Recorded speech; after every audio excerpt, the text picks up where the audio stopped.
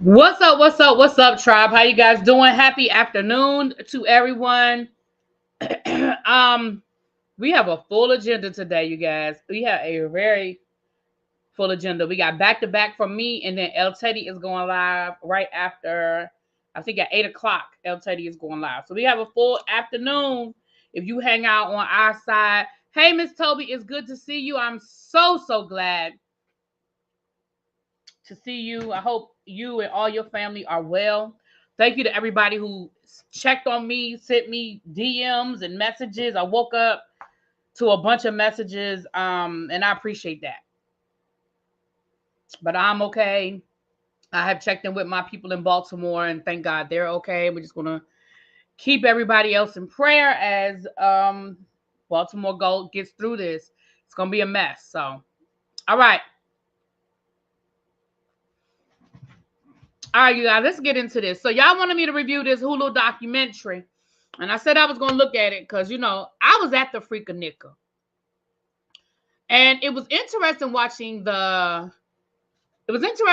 documentary because the years that I was at FreakNik were interesting. It was interesting. It was a part of the shift of FreakNik. And so let me get into this. And at 5:30, we're gonna be going right into the Diddy um conversation. I already have it set so that the chat will automatically move over to the new video. So y'all don't have to go nowhere when it's time to switch over. If you want to, and Simone, girl, is that legal? So we're gonna be having that conversation with an attorney. Okay.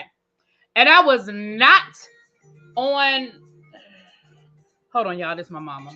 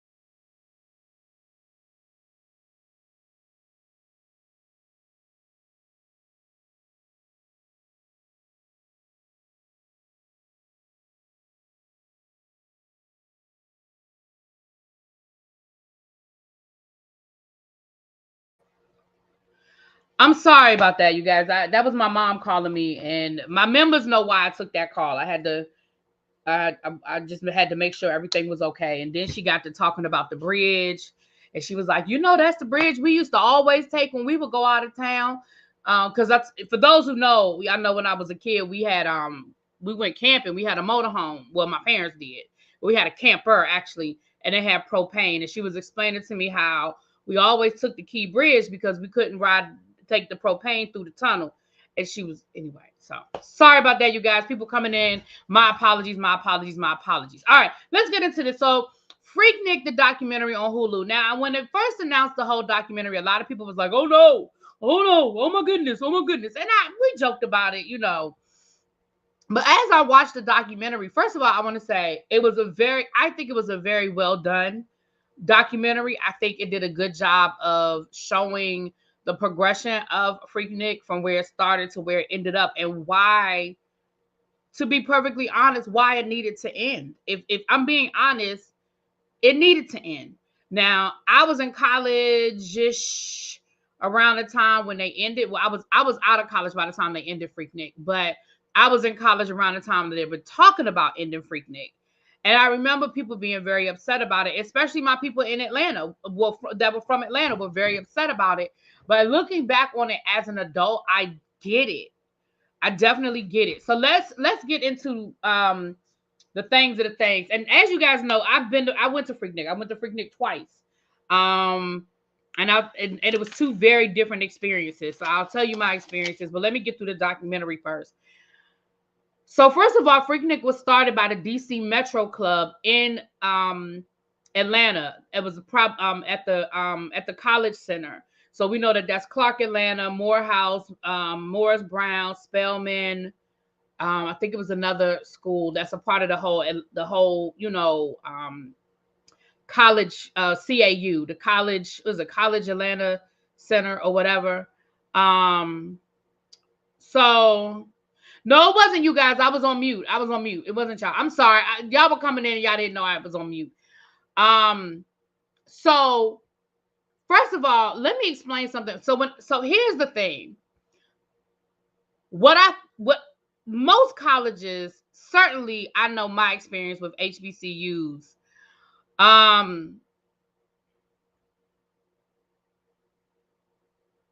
have a city club, right? And when I went to Bennett, A&T, we had the DC Metro Club at A&T. And we didn't really, Bennett was so small, we really didn't need it. Like, you just kind of knew who was from your area, and that's who you linked up with when you needed a ride home or you were feeling a little homesick. Like, we all kind of gravitated towards the people we knew were from home. And we joined, like, I was a member of the DC Metro Club at A&T, and again, it was a good time to just be around your people that, especially when you were away from home for the first time, like you had common language, common fashion, common music, common experiences. You could talk to each other in a way that you didn't have to explain stuff. And certainly when it was time to take a ride home or to get home, or when it was time to look out for other people. Oh, I'm going home. What up, St. James? Was I dropping it low? I mean, I might have dropped it a few times. I'm just saying. I mean, a few times I might have dropped it. It was a lot less to drop back then. I'm gonna show y'all a picture. I have a picture. I was trying to find my pictures from FreakNik. It must be in a photo album that I looked through a couple of my photo albums and I can't find it. So I tried to find my pictures. If I find them, I'll show them to you guys later. But I do have the picture from the first FreakNik that I went to.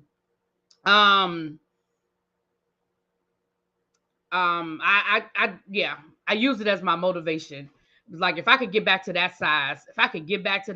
But anyway, now I don't know about all that, Gabby. Now you done went too far. Now you done went too. I said dropping it low. I didn't say nothing about busting it and spreading it wide. See, now y'all didn't say I didn't do none of that. Okay, I might have dropped it low. Okay, okay, but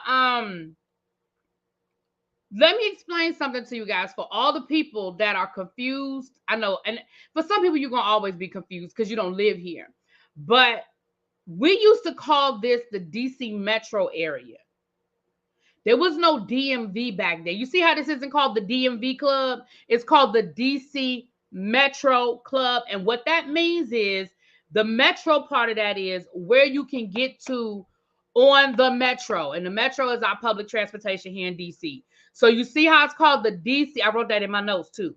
See how it's called the DC Metro Club. There was that DMV stuff. I keep telling y'all that DMV stuff started when I was a young adult, like probably after, like right after college, my early 20s. A radio station here started calling this the DMV. Prior to that, DMV was always the Department of Motor Vehicles. I didn't know I didn't know where DMV. I hated it. I still hate it. And part of the reason why I hate DMV is because it confuses people who are not from here and want to be a part of DMV, and you are not. You're not. So that is where that comes from. You have the DC Metro Club.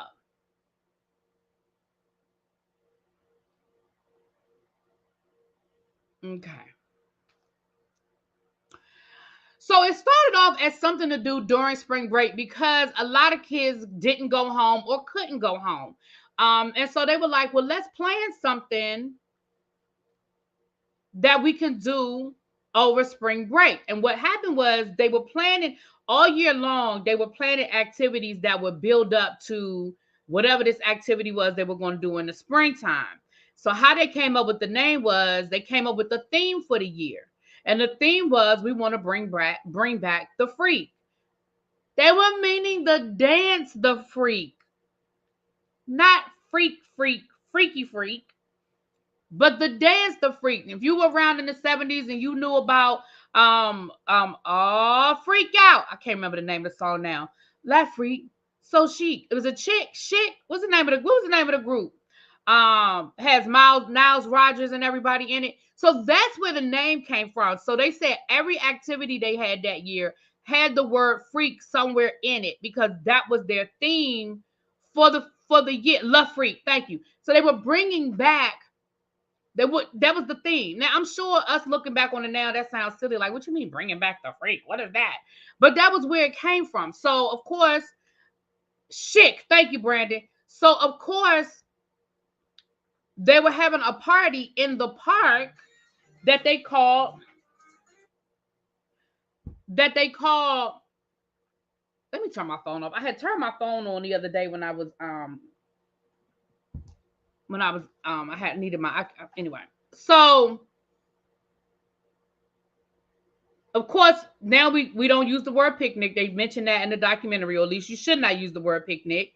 But it was FreakNik, meaning freak, which was their theme for the year, and then picnic. They merged the two words. So that is where the name comes from. FreakNik started in 1983. Right, that's exactly what that ring was, Miss Kiki.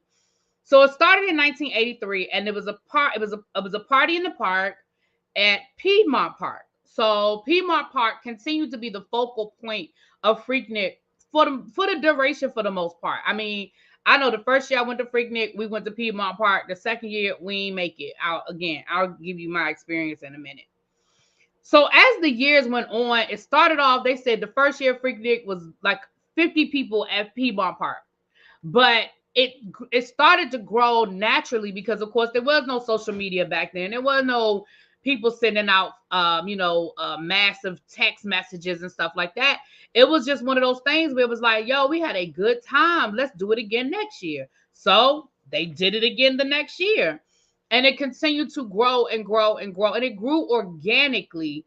And it became just this big old party during spring break. And it really was a rival to Daytona Beach or I think they said Corpus Christi down in Texas, where a lot of those beaches and activities weren't necessarily geared towards Black kids. So it was a safe space because we're at a Black city with Black, leadership, Black politicians, Black businesses. And you had so many HBCUs that were organically there. It was a safe space. And it just organically grew. They also, during this time period, they said they have a renaissance of Black movies and TV, the Different World, which was bringing even more focused on Black colleges and HBCUs and stuff like that. Yeah, we had Bike Week at Myrtle Beach. I went to Bike Week too, child.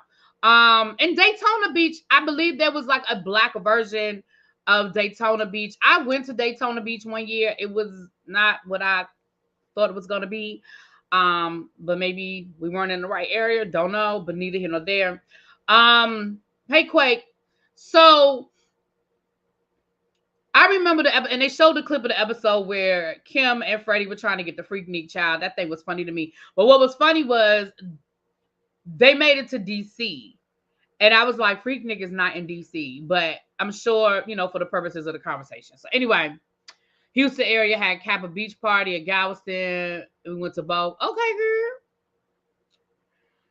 Then celebrities started coming to FreakNik because, again, word of mouth. Then celebrities started wanting to come. And then they started having, concerts and major, they showed clips of Biggie Smalls and Craig Mack and all of that were there during that time.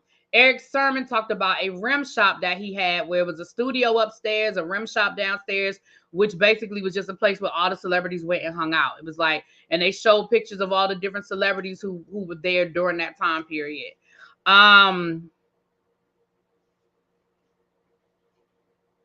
Yeah, now the Greek picnic in Philly, that's always a good time. I've been there before. They talked about the fashion of the time during FreakNik, which again, listen, some things.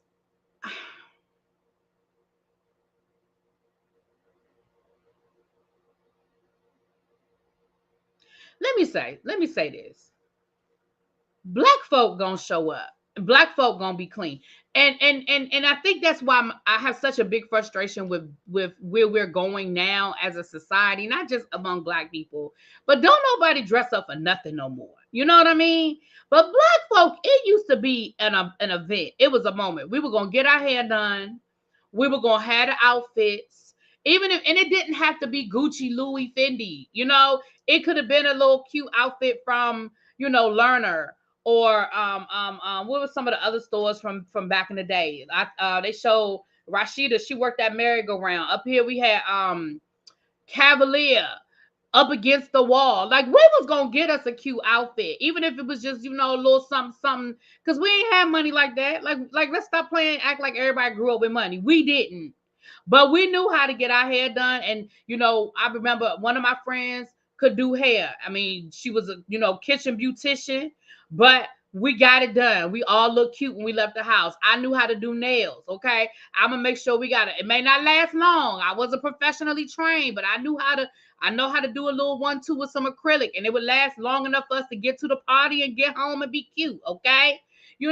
Like, we knew how to make sure that we showed up and showed out. And that, so that was the thing with FreakNik, that the fashion of the 90s, shop starving and show the pics.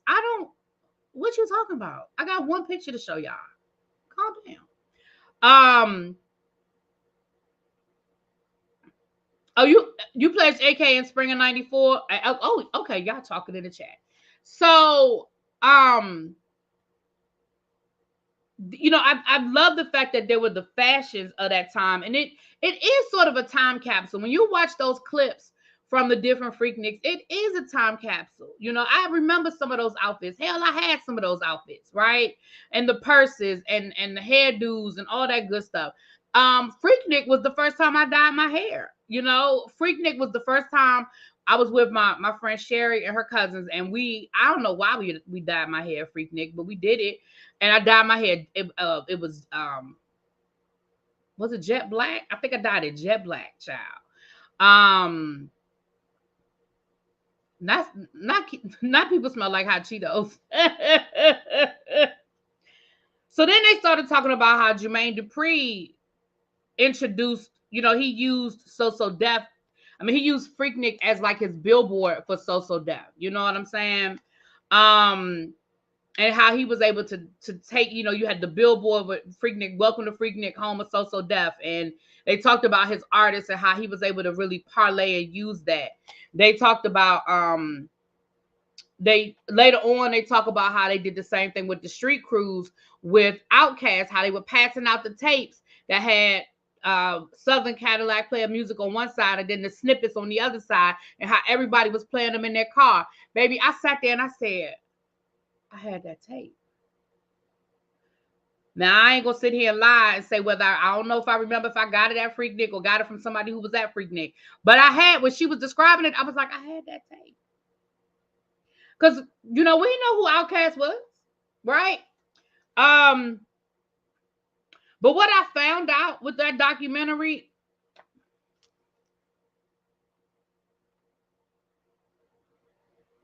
Luke ruined FreakNik. Luke Campbell ruined FreakNik. FreakNik was fine. Now it was a little big. It was getting a little big. The city was getting, it was getting a little big. But Luke Campbell ruined FreakNik. As I'm sitting here listening to this man talk about, well, you know, it was already called FreakNik, so we had to bring the freak to FreakNik. And I filmed a video at FreakNik. I saw it powerful. I filmed my video at FreakNik in spring of '93. And everybody knew that's where the video came from. So the next year, 94, that was it. That was it.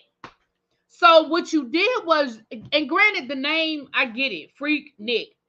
But when you hear him talk about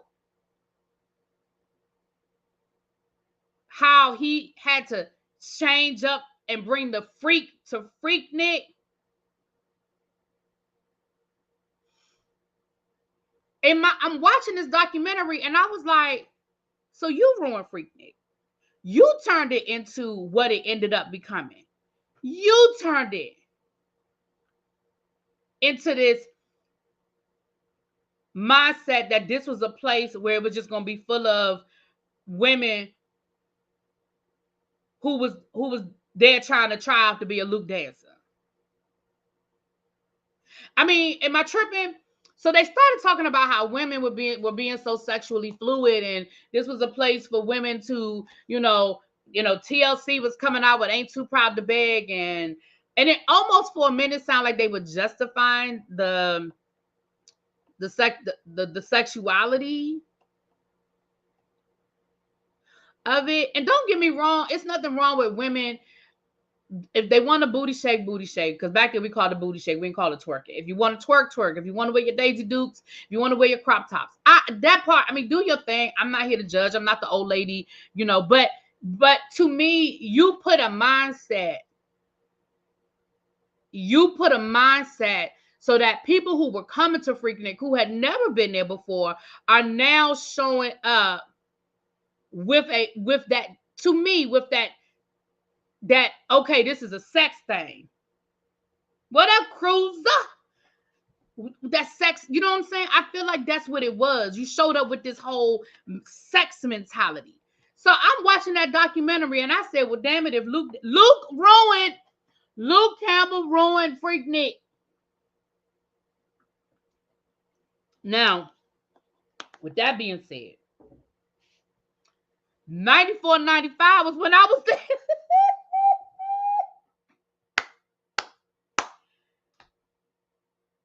94, 95 was when I went to FreakNik. And it was a big difference from 94 to 95. Like I said, let me finish getting through the documentary and I'll give y'all my experience. But I wrote that in my notes. Luke ruined FreakNik. It's in my notes.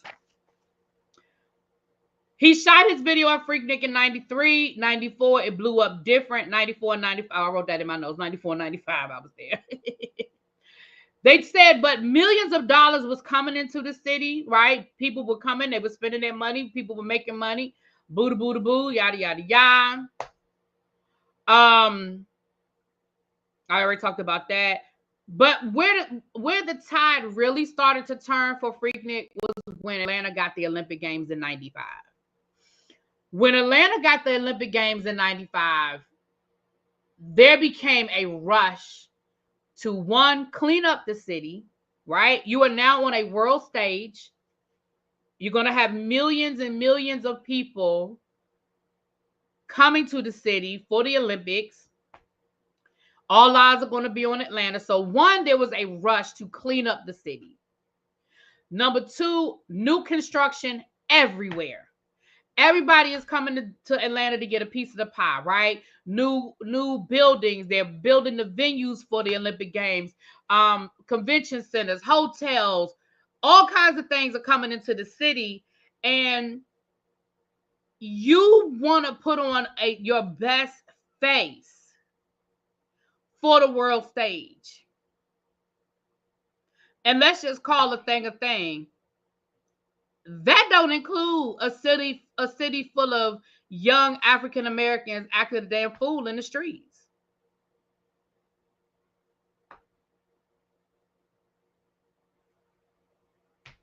And I'm not justifying any of it. I'm just talking about what it is.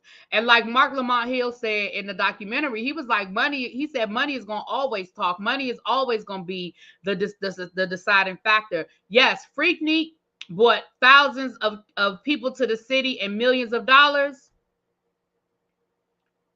The Olympics was going to bring millions of people into the city and billions of dollars. And guess what? It ain't never gonna.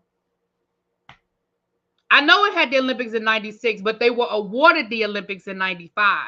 So here's the thing. You're getting, matter of fact, it might have even been in the documentary they said 95, but you're getting the Olympics because you have to get ready. So I know the Olympics were in 96. I drove down there. I know. But I'm talking about when Atlanta found out they were getting the Olympics. That's what I'm talking about.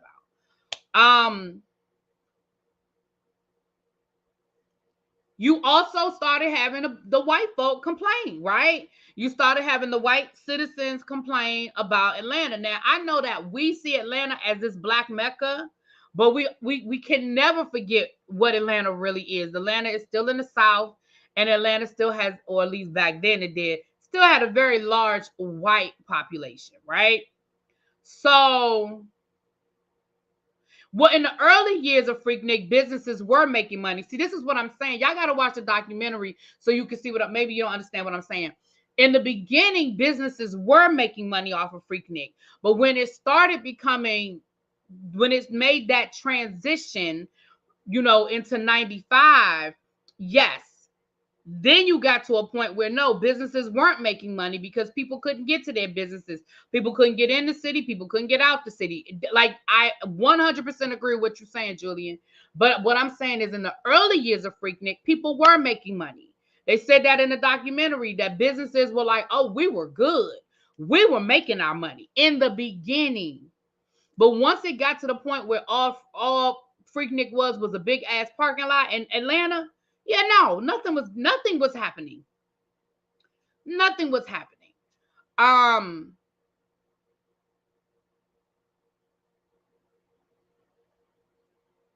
me go back to my notes because I don't want to forget what I was going to say. I wrote here in 95, it was out of control. So by 95, FreakNik, like I said, it was basically just a parking lot. Like, Atlanta was literally a parking lot. You couldn't get anywhere. And what they started doing was in 95 and 96, they started trying to control where people went by blocking off certain streets and blocking off certain exits. And you couldn't make a left here and you couldn't make a right there. And you had to go all the way down somewhere and turn another place and come back around to get to one spot because they were trying to keep the flow of traffic away from the more affluent neighborhoods, aka the white neighborhoods, right? And again, that was before the time of GPS. If you didn't know how to get nowhere. If you weren't from Atlanta or you weren't with somebody that was from Atlanta, if you couldn't make a left where you thought you could make a left, you couldn't get nowhere. And then if you had to go down, which was going to take you another hour and a half to get to the next block and make a left, now you don't even know where the hell you are. Right? And so, so there's what it was. So then they started transitioning to, first they wanted to change the name of it. They wanted to change the name from FreakNik to Spring Break, the Spring Break Party or whatever. Well, here's the thing. you can't change the name and expect people to change the name. Look at when we changed the name.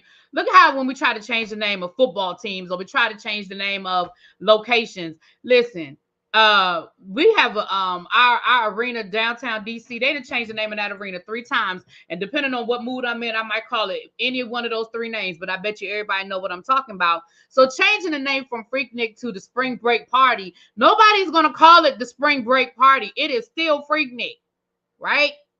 So by 1988, now mind you, that's the Olympics done come and gone by 1998, excuse me. That is where you start seeing more reported. Notice I say the word reported cases of sexual assaults and rapes and crime. And by that time, that is where you have the recommendation from the Spring Break Committee to just cancel FreakNik altogether, right? They said basically FreakNik has become a monster that needs to be killed. So by 1980, I keep saying 88, by 1998, FreakNik as a actual official party in Atlanta is no more. But in 2019, 19 or 16, there was a revival of FreakNik. It is now called the FreakNik Festival. And it's not going to be the same, but it shouldn't be the same. Some things are like lightning in a bottle. You can never, ever go back to that, right? Thank you, Anthony Smith, for becoming a member. Thank you so much. It's like lightning in a bottle. Like you can never go back to that, right? So there'll never be that. Some things just are what they are. The feeling, the moment, the organicness of it. But it looks like I have people in Atlanta that go to the FreakNik Festival. It looks like it's a really nice. They have concerts, they have exhibits, they have vendors, food. It looks like it's a good time. Very organized. Very calm. Okay, it looks like it's a good time.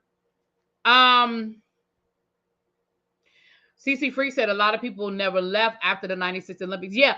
I mean, Atlanta, we know what Atlanta has become with the music industry, and now it's basically like Black Hollywood with all of the studios. Because I mean, Tyler Perry isn't the only person that got studios down there. We know CNN had their headquarters down there, and TNT and all of that. So yeah, Atlanta is a major mecca. So yeah, the documentary, I'm gonna be honest with you, I think they did a good job of, again, like I said, showing the progression of FreakNik and why we got to where we were with the end of it. Again, as a college student, or I think I had just graduated from college, talking about ending FreakNik, I mean, a lot of us were like, what? What they mean they gonna end FreakNik? But again, looking at the documentary and looking back at it as an adult, I get it. I understand. They needed to. It was getting out of hand, and it really. I wrote this quote down. The guy that was the head of the Spring Break Planning Committee, he said FreakNik had evolved into an opportunity for men to come to Atlanta to assault, and it had to be killed. He said, they said by the end, there was 40-year-old men coming to Atlanta for FreakNik. Well, now, what a 40-year-old man need to be doing at FreakNik? Why are you here, sir? This is a spring break party for and by college students. Why are you here, sir?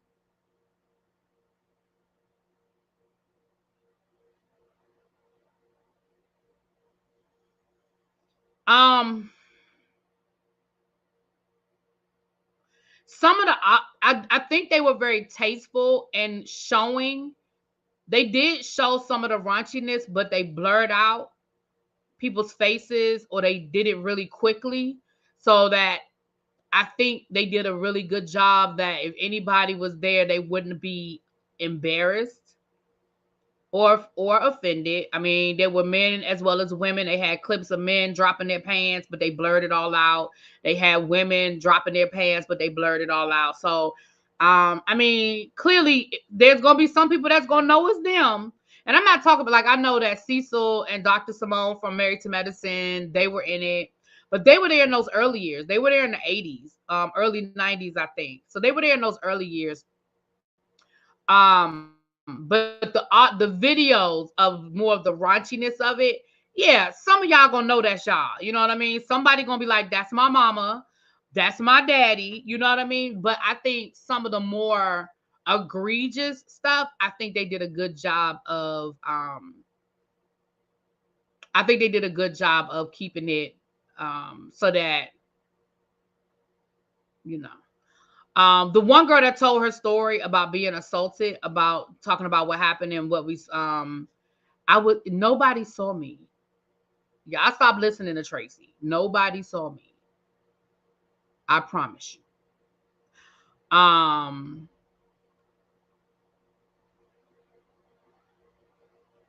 Not surprised by Luke. Look at what he did to young girls at his age.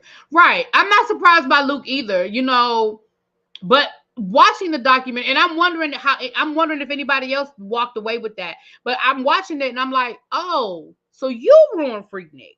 Now that's not to say that FreakNik wouldn't have eventually evolved into whatever, but I do think him connecting himself and his brand with the name, I just think that didn't help. Now,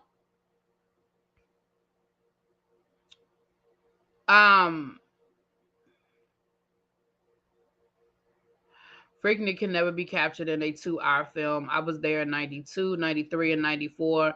It was a lot going on everywhere in Atlanta.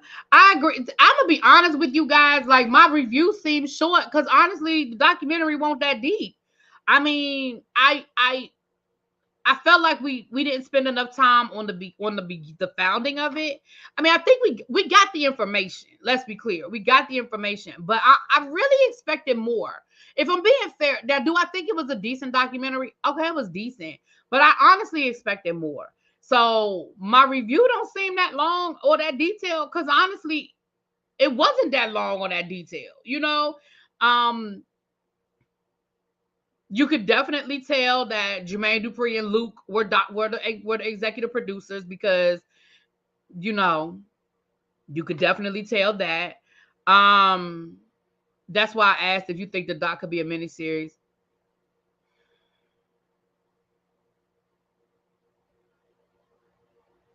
So the short answer is yes. Yeah, it could be a miniseries. It's a lot of information that they could explore. The long version is I don't think I want a miniseries. And here's why. And I know this is going to sound whatever, but first of all, we need to, if we're going to do it, we need to get people who were really there, not just the celebrities who were there as celebrities. Like Jalen Rose talked about how he went down there with his friends or whatever. But Jalen Rose, I'm sorry, you were always Jalen Rose. Like, you were always a part of the Fab Five out of Michigan State. You were a celebrity. You literally said you were hanging out at Eric Sermon's rim shop. Like, you were not like you know what I'm saying? You know, we had the Rashidas and the Jermaine Dupri's. We had people. We did have a few of the college students. They did talk to one lady who was on the news who had been assaulted. They did get her to tell her story, but she wasn't the only one. You know, I would love to have. Let me tell you something. If it were me to do, I would love to have seen some of the people in those videos tell their story.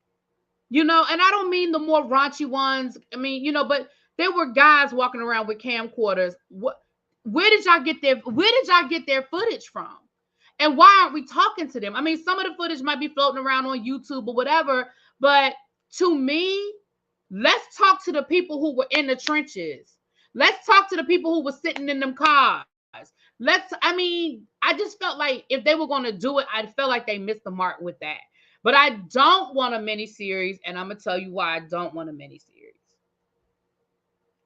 I don't want a mini series because what you can't do the good without the bad. And I'm gonna be really honest. For me, I'm not speaking for anybody else, but for me, I honestly don't want to sit through another documentary. I don't want to sit through that. I don't want to sit through a documentary of these women who were college students telling their stories of assault and I don't. Could they do it? Sure.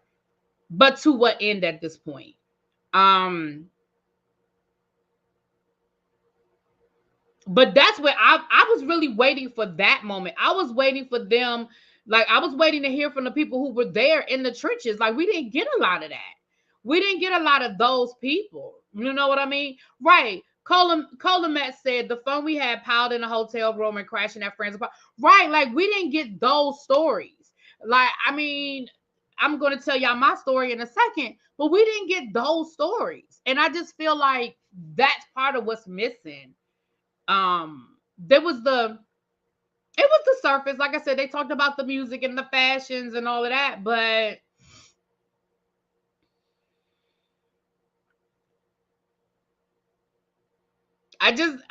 so what I said, maybe I should take back what I said when I said it was a good documentary, because maybe it wasn't that great of a documentary. But I mean, it was what it was. I mean, for people who weren't there, do I think it did a good job of giving them the surface of it? Yeah. But for those of us who remember it, who were there, who went through it, do I think it gave us, was it nostalgic for me? No. Would it be something great for my students to watch to get the idea of what FreakNik was? Well, not my students. But you know what I'm saying? Yeah. Right. I said that quick. You might not have been in here. I said the same thing. That's when I discovered Outkast as well. So let me give y'all my little FreakNik story. It ain't that deep because, I mean, as much as y'all been clowning me, honestly, it ain't that deep. And I've told y'all my FreakNik story before. But let me show y'all a picture of me at FreakNik. That's me at FreakNik. Let me take this down. Hold on. That's me at FreakNik. Like I said, I wish I was the size I was in that picture. I thought I was fat in that picture. I wish I was the size I was in that picture, child. Okay. Um, but that was me and FreakNik. I wish I had a better, like a more close-up picture. But shut up, St. James. Shut up. Yeah, honey, I had my bob, girl. I had my bob. Now, let me tell y'all why we took that picture. Okay. I'm gonna take the picture down and I'm gonna tell the story, but I'm gonna put it back up so y'all know what I'm talking about. So I went to FreakNik with my girlfriend Sherry, one of my really good friends. We're still friends to this day. She lives in Atlanta now, but she's from Savannah. Remember I told y'all the first time I had a crab roll was my girlfriend from college. Her dad did one when I went home with her to Savannah. That is her, right? So Sherry's family is from Atlanta. So we went and stayed at her cousin's house. And we all, like you said, now, so we didn't have to worry about a hotel room. We just had to get to Atlanta, honey. So, we just everybody put their little gas money on the table. And we got to Atlanta. I think that first year we took my car, I had a little Ford Escort, honey. And the second year we rode in Sherry's car. She had a Geo Prism, child. So we went down. So we went down on a Friday night. Now, my first clue should have been, as we were driving into Atlanta, there was a traffic jam leaving Atlanta. Now, mind you, the first year I went was 94. That should have been my first clue. There was literally a traffic jam leaving Atlanta as we were going into. Now, granted, traffic was tight going into Atlanta, but it was, when I say it was a traffic, I think it might have been an accident, but there was literally a traffic jam leaving Atlanta. I said, that should have been my first clue. So we stayed at my friend Sherry, her cousin's house, and they stayed in the suburbs. Don't ask me what suburbs, I couldn't tell you, but what I do know is it was a nice suburbs, because I'm gonna tell you in a minute whose house that is. For those who weren't here when I told the story the first time, I'm about to tell you in a minute whose house that is in the background, which is why we all took a picture in front of that house, because we really was just taking a picture of the house so we could tell people whose house that was. But we were staying right next door. So my first experience at FreakNik was, it was fun. Now I spent 90% of it in the car because there was traffic everywhere. I mean, everywhere.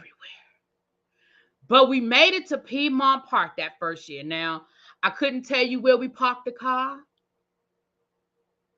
Let me go back. That first night we got that Friday night, we got to the cousin's house. Everybody took a shower, changed their clothes, and we went out. Now we tried to get into the Snoop Dogg he had a show at a club. It used to be called the Garage. I gotta find my pictures. I don't know where my pictures are, but I gotta find my pictures. You know, by the time we got to the Garage, it was full. Fire marshal wasn't letting nobody else in. So basically, we just hung out in the parking lot of we literally just hung out in the parking lot of the Garage. And there was we ran into some queues that was hopping. You know, one of them had a brand on his ass. Don't ask me how I know, just know I saw it. Moving on. Then it was this guy walking around with champagne glasses, probably cheap dollar store. Well, I don't know if it was a dollar store back then, but probably some cheap Walmart glasses, literally handing out glasses and pouring wine in the glasses. Now, here our dumbasses were. Again, remember how I always tell y'all the things I did when I was younger, and I was young and dumb, and I would, but for the grace of God. This is a but for the grace of God moment. Y'all know we drank that damn wine, right? Y'all know we drank that damn wine. Now, again, looking back on it, ain't no way in the world I would just drink some random alcohol somebody gave me on the street. We took them wine glasses just as nice, and he poured us the wine, and we drank the wine. We spent the next couple of hours just hanging out in Atlanta. You know what I mean? I couldn't tell you where we went. Don't know it. I still don't know that much about Atlanta. Miss Cruz, I might have. I might have. Miss Cruz said, "We know you saw it, but did you touch it?" I might have touched the brand. I don't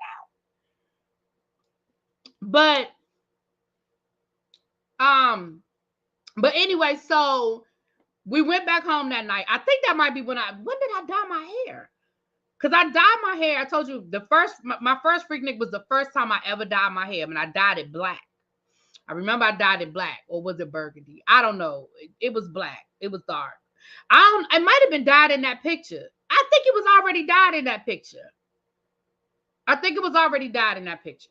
So we went back home. We had breakfast. My friend Sherry, her aunt, cooked breakfast for us. So we had breakfast, and we was getting ready to head out to Piedmont Park. So hold on a second, y'all. Hello. Hello. Yeah.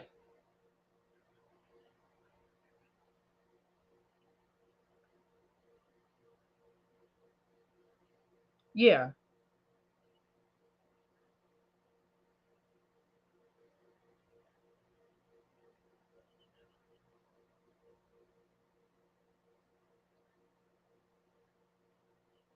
Mhm. Mhm.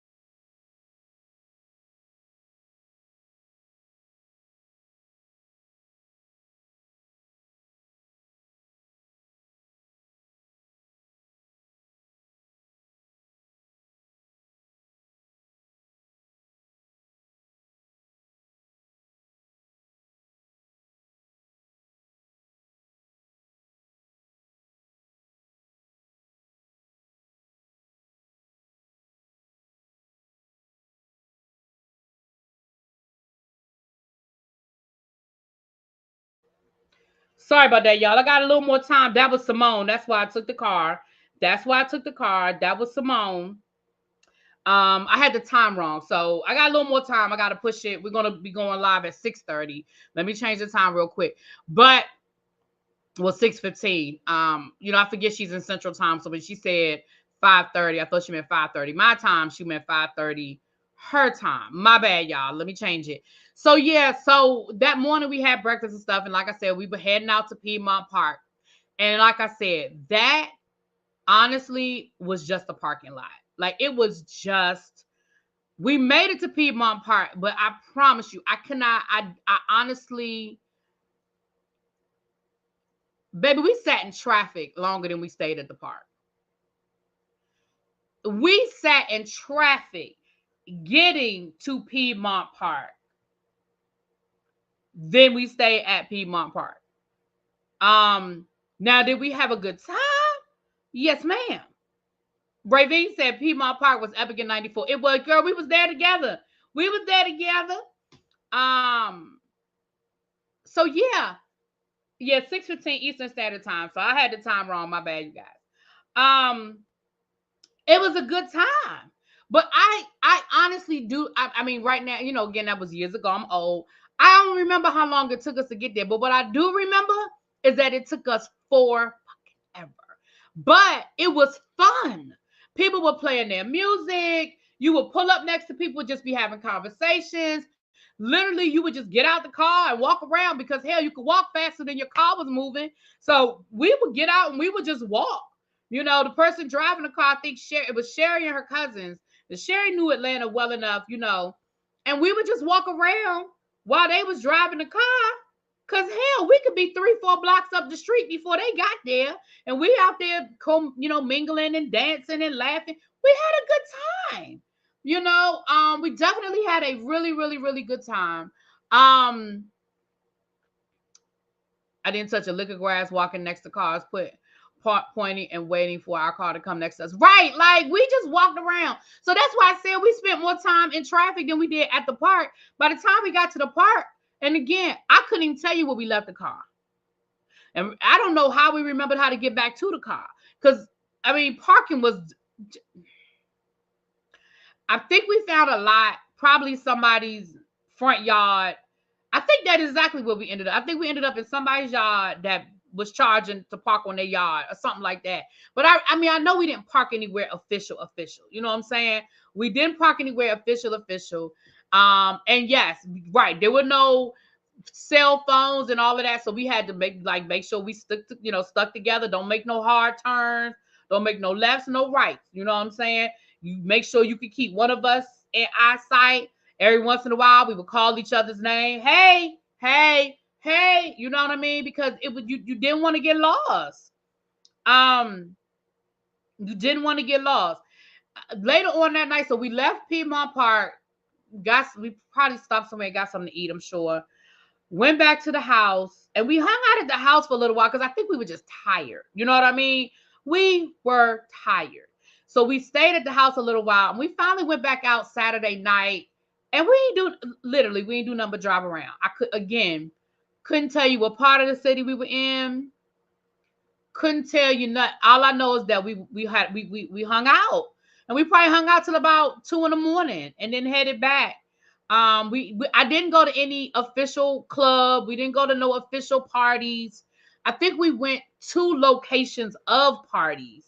But the problem was, again, because there was so much traffic, by the time you got to one place and either you couldn't get in or it was packed or whatever, by the time you got ready to go somewhere different. So I think we went to like maybe the location of maybe 2 or 3 parties that were like right there together. Because again, I think once we parked the car, we stayed parked.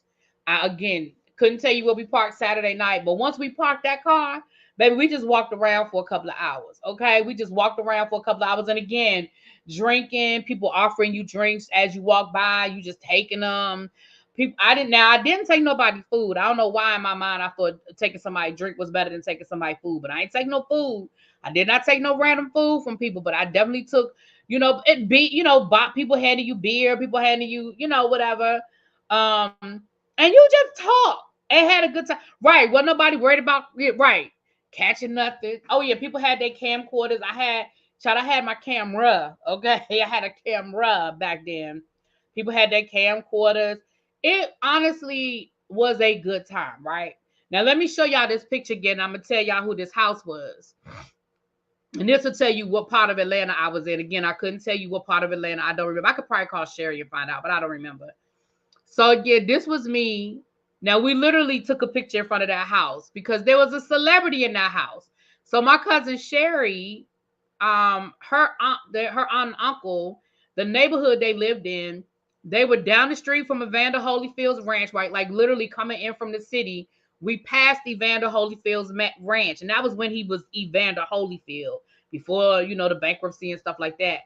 It was his ranch. The person that lived in that house that we were taking a picture in front of was Tashina Arnold. And that was when Martin was on TV. That's when Martin was the shit. That was Tashina Arnold's house. So we were like, what? That's the shit. So of course we spent the whole weekend trying to get a glimpse of her, right? Trying to catch her coming out the house or going in the house. But they were like, well, she doesn't, they were like, that's her house, but she's not always here because of course she was filming Martin. So she wasn't always there, but that was her actual house. I think that was when she was married to her husband, or around the time she got married to the her ex-husband. And right. So yeah, she lived, she had a house there one time. So that was Tashina Arnold's house. So that's why we took a picture. And like I said, we spent the whole weekend trying to catch her coming in or coming out the house, child. Don't even know if she was there that weekend, child. She probably wasn't. But yeah, she had a house in Atlanta at one time. I don't know where she probably lives in LA or stuff now, but she lived in Atlanta at that time. Or had a house in Atlanta at that time. So that was 94. Tisha and Tashina Arnold were at FreakNik, so they might have been there that year. I don't know. 95, the next year, same thing. We went to FreakNik, stayed at the same place. It was absolutely horrible. It was a totally different experience. That is when they started shutting down streets and not allowing you to drive certain places. So we kept having to get turned around. We thought we were going one place and we would try to get there and then find out a street was blocked off or an exit was blocked off. And so we couldn't get left and we couldn't get right, and we couldn't, and it was so frustrating. You know what I mean? It was so fucking frustrating that I want to say that probably by 3 or 4 o'clock. Now, Friday night, we got there late Friday night, probably did the same thing on Friday night that we did the year before that, went out, hung out, whatever. But it took us so long. It took us so long to get anywhere. I'm not even saying we never made it to Piedmont Park. We never got to Piedmont Park. Never got to Piedmont Park in 95. Never made it. It got to the point where we were just like, fuck it. You know what I'm saying? We got to the point we literally were, because we were sitting in traffic and we were literally standing it was 2 carloads of us, and we literally were just standing in the middle of traffic and was like, we were like, y'all just want to go back? And they were like, yeah, let's go back. And we, it took us a couple of hours, but we ended up, because remember, they lived in the outskirts. So once we got in their neighborhood, there was no traffic. We went to dinner, went back to the house. We laughed, we joked. We had because again, it was probably about 9 or 10 of us all together. So we had a good time at the house. And we got up that morning, got on the road, got the hell out of town. Like, I was like, we want to get on the road as soon as possible because we don't even want to sit in that traffic leaving. So we got on the road. I think 95. Hell, we was damn near back at Bennett by 1 o'clock, and that was with us stopping to eat breakfast, baby. 95 was terrible for me. I mean, I didn't have a good time. If 95 had been my only year or my first year, I would have been like, y'all come down here for this. But because I had done 94, I knew how much fun I had. You know what I mean? But 95, hell no. It was terrible. It was absolutely terrible. You know, 95 was the year the mayor told everybody not to come. He purposely had the cops reroute traffic. Well, I don't know if I remember him telling us not to come. He might, I might, Jay, I'm gonna be honest with you. I don't know if I remember. I'm not saying you're wrong. I'm saying I don't know if we were cognizant of that. Because again, this was before social media and all of that.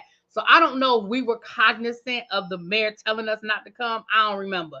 But I do remember, I remember it was terrible. That I remember. Well, hello. Good evening. 96 was like 94. Oh, you went in 96? So 96 was good? Yeah, I wasn't thinking about no FreakNik in 96, child. Yeah, I only went in 94 and 95. Mm-hmm.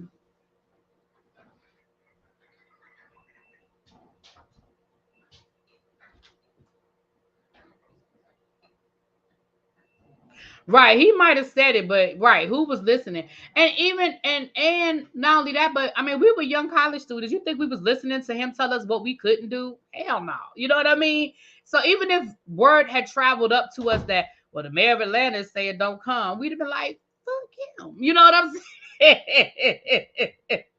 You know, that would have been our attitude. Now we did drive down for the Olympics, and when I say for the Olympics, I mean we drove to Atlanta while the Olympics was happening. Child, we see no parts of no Olympics. Matter of fact, no, I'm telling a lie. I'm telling a lie. Let me fix it. I did not go down to Atlanta for the Olympics. We went down to Atlanta after the Olympics because they were still partying. Wait a minute. Hold on. No. See, I'm old. Wait a minute. Maybe it was before. It might have been before. And the reason why I'm saying that now, because I remember I was watching the Olympics when the night of the explosion. Like I remember watching it live. And I remember thinking, oh, I'm so glad. You know, we went down before. Because I remember thinking, I'm glad we because I was living in North Carolina then. And me and some friends drove down before. Because you know, that's around my birthday. My birthday is July 2nd. And I think we might have drove down there to hang out for my birthday or something. And yeah, it was before because I remember watching it thinking, oh my God, like I'm glad, like, oh my gosh. So yeah, it was before. It was before. It's probably the weekend before the Olympics started or something like that. Because I was watching TV and I was like, what the hell? And I remember because my grandmother called me. I remember my grandmother called me and she was like, where are you? I said, I'm back home. I'm in Greensboro. Yeah. Yep. We went before. But we was partying like the Olympics was happening. That's what I'm trying to remember. Baby, when I tell you we was partying, Atlanta was on fire during the Olympics, baby. Atlanta was on fire. I stayed in my house for the Olympics because it was annoying to me. You can't wait to kick it with me. Why, Don Don? Baby, I'm old now. I don't party like I used to. Kicking it with me ain't the same. I mean, we can hang out. But baby, kicking it with me ain't the same. Shoot. Kicking it with me ain't the same these days, baby. What exploded at the Olympics? A bomb, Harold. It was a bomb, boo. Somebody planted a bomb. Yep. In a backpack. I'll never forget that. I'll never forget that. Harold probably wasn't alive. See, Golden. Harold probably wasn't alive. Stay with 9/11 my senior year. My senior class had just got back from New York visiting the top. Oh, wow, Yana. Oh, my. My. Yep, at Centennial Park. Yep. Yeah. Yeah, Harold probably wasn't a live child. He was 4 in 96. See? Baby was 4. We was out of college. I had graduated from college. Because if matter of fact, yeah, I had graduated.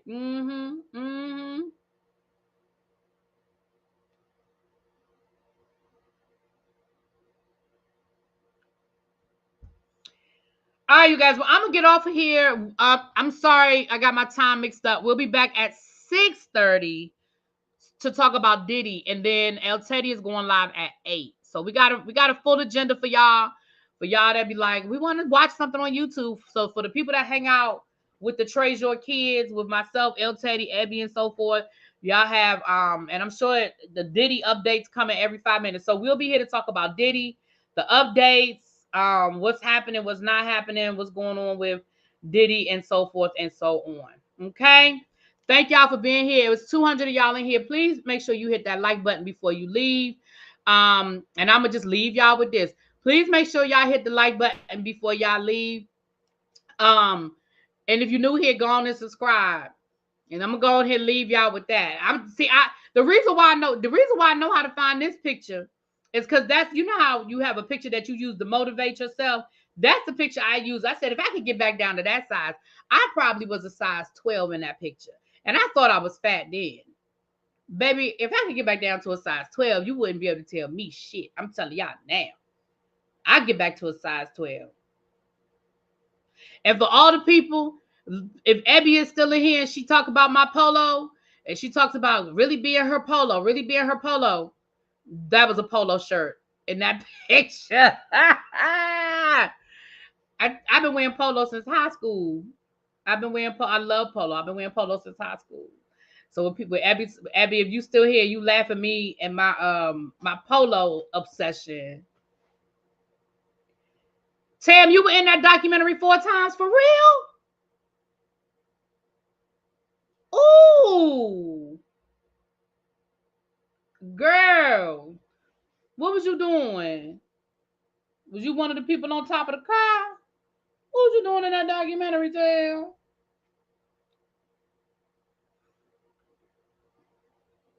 I ain't mad at you though, Tam. I ain't mad at you. But like I said, those are the stories that I would love to have heard. I want to hear the stories. I want to hear those stories of the people who were in those pictures and all those videos. You know what I'm saying?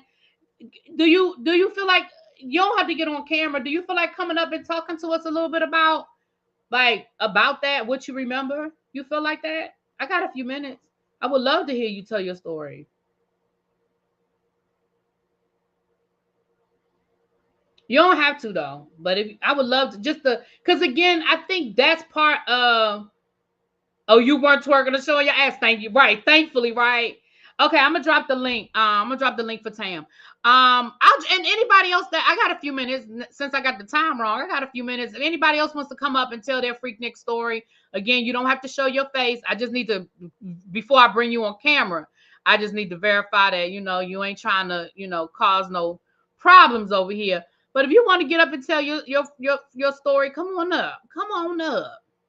But I think that's part of what was missing. I would love to have talked to some of those guys. And again, I'm not talking about the ones that were doing things, but we saw people stepping. We saw guys that were walking around talking about why they were there. Like I would love to have heard those. Like I feel like we got the surface and we got the celebrity side of it. I feel like we didn't really get. Okay, Tam, I'm bringing you up now, boo. Let me put my picture up. Bring Tam up. Let me see. Hey, Tam. Hey, can you hear me? I can hear you. Hey, girl. So they got you, girl. I am not proud, and I have never been so thankful for being the boring friend because I was always the boring friend growing up, and I'm so thankful for it now. And I am like, in my mind, I'm going like, don't they need to get our consent or permission or something? But I guess not. I could not believe it, girl. When that doc came out, my phone was blowing up. Like, is this you? Oh, girl. But you know what? That was one of the conversations that was being had when they first announced the documentary. They talked about that. Like, do they have to get these people consent? So my question to you is this. In the clips that they have of you, or do you know who took the videos of you? No, not at all. I think it was because Wow. I just remember it was like 97 too. So it was wild. And I just remember like a lot of people walking around with their Yeah. camcorders out. 'Cause back then you Yeah. had the handheld camcorder. So a lot of people were doing that, but I didn't like I wasn't on camera where I knew somebody was recording me. So thank goodness, like there's literally 4 like really quick clips of me. I was like, oh my God. I was holding my breath when people told me I was on there. And when I went and watched it, I was like, thank goodness. Like, because what I saw when I was down there, I saw a lot of women like walking by or just standing there, and men doing like vulgar things behind them or vulgar gestures, and the girl didn't even know. So a lot of that was happening. Or a girl was dancing and a guy was touching her and she didn't even realize that he was touching her in, like, some real vulgar spots because it was so crowded. So I'm like, did that happen to me and I didn't know, and they have this on camera or something? Because that's what I saw. So the clips of me, one is just like a picture. It's literally a picture of me just hugging someone. Another one is me walking by. Another one of them is me like smacking one of the girls that I came with. I was smacking her, her butt. But I wasn't smacking mine, and I was dressed. Okay, I was not twerking or dancing or anything, Right. because I just wasn't. But my friends were. So I'm like, okay. And then the last one, the fourth one, is just me and some of my friends standing on the sidewalk, and we're dancing, but we're just doing a little 2-step. We're not like twerking. And see, and that's the thing. That's part of what I wish. That's part of what's missing for me.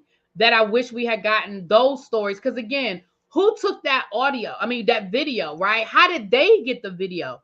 I mean, is this stuff that's just floating around on YouTube? Did people send them this video? You know what I mean? Because who took it? I want to hear his story or her And story. that was my question too. Like, okay, so if all of these people are down there and people have their camcorders out, when they went to do this documentary, how did they collect all that footage? Like, who did they reach out to? And if they were able to reach out to the people who took the footage, why couldn't you reach out to the people who were in the footage? Well, they probably don't even know how to find y'all. Remember in the documentary they said, baby, back then you just wrote down when you got somebody's phone number, you just say the guy in the black shorts. You know what I mean? You ain't know who these people were. They didn't know who took the footage either. Somehow they found them. Like, Yeah, where was that? that's what's missing for me. That's what's missing from this. If you're gonna call it a documentary, to me, I mean, it was a documentary, but to me, that's what was missing. We didn't get those human interest stories. Like it would have been great for, let's just say, assuming that they could have found you, right? And it would have been great for them to get your story. How did you and your friends decide y'all were going to FreakNik? What was the drive like? Where did y'all come from? How did y'all pool y'all money together? Did you stay at a hotel? Did you stay with some friends? Like those, they gave us the surface of all of that, but they didn't give us the real stories. And then when they started, I just feel like we got the surface. But that is interesting that they could have because what like it talked to sounds like people is who were there and said like, hey, anyone who went to FreakNik this year, submit your stories, and they can kind of decide who they want to talk to depending on their stories, right, and include that. Because we could have told that like it was 2 conversion vans full of us. And back in our day, because I think me and you are both of a particular age, so back in our day we had the conversion vans and we piled up and we just hit the road. You know what I mean? And it would have been an interesting story. But yeah, I'm just thankful that they didn't catch like any guy doing anything vulgar like to me or my friends or anything like that, because they were doing that. Yeah, they definitely. Oh, and some of that footage was really disturbing. That wasn't. Let me say this. In looking back on things with an adult eye, I can look back on some of what I saw and be like, damn, you know what I mean? But I didn't see some of the more disturbing stuff that I saw. I mean, I saw women flash themselves, I saw guys flash themselves, but I didn't see the touching, the forced, like you said, some of the stuff I saw, I was like, oh wow, that's crossing the line. Like some of that is crossing lines. Trust me, you went in the earlier years. I went in 97 and it was way worse than what you're talking about. I saw a lot of that. So we were like walking, the streets and kind of enjoying the outside party of it all just for a little while. And we went back to like our hotel. We went to use the swimming pool, things like that. we went to eat, stuff like that. Like, we didn't stay in the middle of that chaos because I saw how they were treating those girls. And I was like, oh, no, no, no, this is not me. No, no, no. And I'm from the, where I'm from, because I told you before, but I'm like, I'm too far away from home to be getting in any kind of mess down here like that. So, Yeah. And that's what I'm saying. It's one of those things where it's just like some of the stuff I feel like they glossed over, like when they talked about the later years and they talked about how there were people that were literally charging you to touch and see, right? Well, that's prostitution, right? And I feel like they glossed over it and they didn't, let's call a thing. So pimps were bringing their women down, right? And they were charging men to touch and see. That's prostitution. Like let's call it a thing. And then when they were talking about the people who had the money, oh, this that one, they showed that one white guy that was talking about his hotel. I mean, they had money. They had $100 bills. They had Dom Perignon. They were staying in suites. Well, for somebody that grew up in that era, and shut up, Tracy, before you say something, but for somebody that grew up in that era, the first thing I thought was what? Those were the drug dealers. yep. Like, stop. Like, let's call a thing. Those were the drug dealers that came down. They weren't regular college students flowing $100 bills. That wasn't us. What though? Even more so than like you mentioned in the pimps bringing their girls, there was vans of people where they were just riding with the van doors open and picking up girls along the way. Like, they pulled up in front of our hotel, they pulled up just at different places, and it was such a big chaotic party that they were just like, get in, and girls would just jump in and take off their clothes, and they're riding it with the van doors open, with them, just spread open. You know what I mean? Because that's the kind of vulgar fun they were having, like just showing it all. So it was just wild. And I know even some of the guys that we went down there with, because we were with a whole bunch of people and it was girls and guys. Those guys, like, we all separated. Us girls were together and the guys went off doing a wild crazy, and they were doing that stuff. They were doing that too. Wow. So yeah. And it's funny because the more we talk, the more I remember. I remember in traffic a guy jumping in the car with us. I remember that. But again, I mean, first of all, it was a car full of women. We would have whooped his ass. Like, it was 4 of us and it was him. And he opened the door, he got in. And I mean, I feel like it was a dare, you know what I mean? Because his friends immediately started laughing. And we were like, what you doing? We never felt threatened. First of all, he was non-threatening. Like, he didn't, I mean, I know you can't, again, looking back on it now, I know you can't see danger, but in the moment, that's how we felt. Like, if he was a big old dude, we'd have been like, oh my God. But this was like some little old skinny guy who you could tell, like I said, you could definitely tell that his friends told him to do it on a dare. You know what I mean? And we were like, what's your name, boy? Get out of here. And again, we were stuck in traffic, so it wasn't like we were going anywhere. And he got out and he went back to his friends and they laughed and we laughed and we kind of waved and it was what it was. But yeah, I mean, I thank God that wasn't my experience. But yep. I mean, whenever you have, again, like I said, I just feel like Luke changed the tone. I just wish I know after I went that one year, me and the girls that went down there, we never went back. We were like, we're never coming back down here. It did not feel safe. Like, when we saw girls dancing, like, if you started dancing or twerking or anything, a mob of guys would just mob you and circle you, and they were just grabbing on girls. And it's like, how can you even help them? Because it's a mob of dudes on her. It was crazy, like pulling her clothes and stuff like that. Happened. That one girl's story about that happened without the car. That happened a whole lot on the streets. Like I said, I think that the year that happened to her was probably, I don't know if it was before the year I went, but it was bad. I didn't feel safe. So I didn't even stay on the streets with all those people. I'm like, no. That's why I was so surprised. I'm like, how am I in this? I didn't even do anything. Like, all the wild stuff that I saw. Where did you guys pick out the people who were like chilling and like, you're not showing what really happened. That one girl's story is only just mild compared to I'm sure. Well, I know I heard stories, you know what I mean? I heard stories. So yeah, by word of mouth, so I'm sure if I heard stories, then Child. Well, thank you for coming up and telling me. I was just curious that because you're the only person, you're the first person, I should say, that I've heard say that actually say, "Oh no, I saw myself." So I Yeah. appreciate you coming up and telling me. I appreciate you sharing that. And like you said, it sounds like because they had you so many times, it sounds like either the person who took that footage like had lots of footage in that general area, and maybe that was the general area where y'all were for them to get you over and over, or That's what like you said, because again, I think that's just what was missing. That's just what was missing, you know. Um, and I wish we had had more of those stories yes. of the people, because even if they, like you said, even if they had done an all call, which if they did, I missed it, so let me say that. But even if they had said, Luke and Jermaine Dupree are executive producing a documentary on FreakNik. Here's a link. If you were there, if you have a story to share, if you have footage or pictures, here's the link. And like you said, and they vetted people that way, and then they could really get some of these people's stories and say, well, what was your story at FreakNik? What was your experience? And get people to actually talk about, like I said, boots on the ground.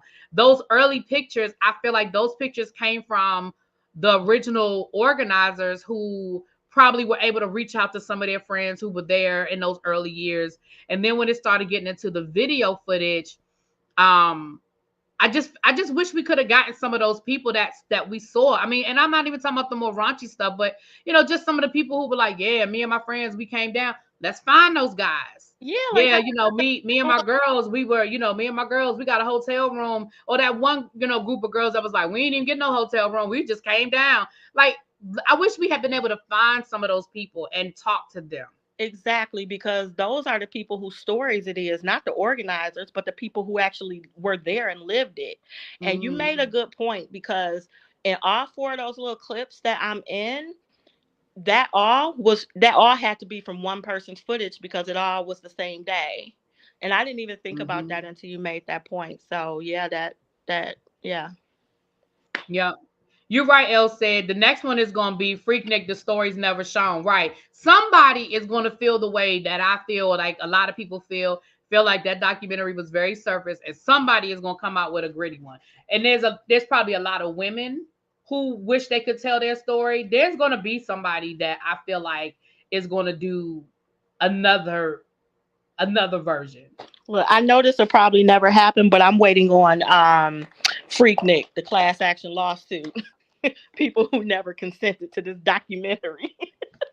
That's what I'm waiting on, because I don't Well, I want don't to think be you can. associated with that. Even though it's Well, my I think the past and general. it happened, I'm not ashamed of my past or anything. Because, like I said, I didn't do anything wild or like really freaky on there.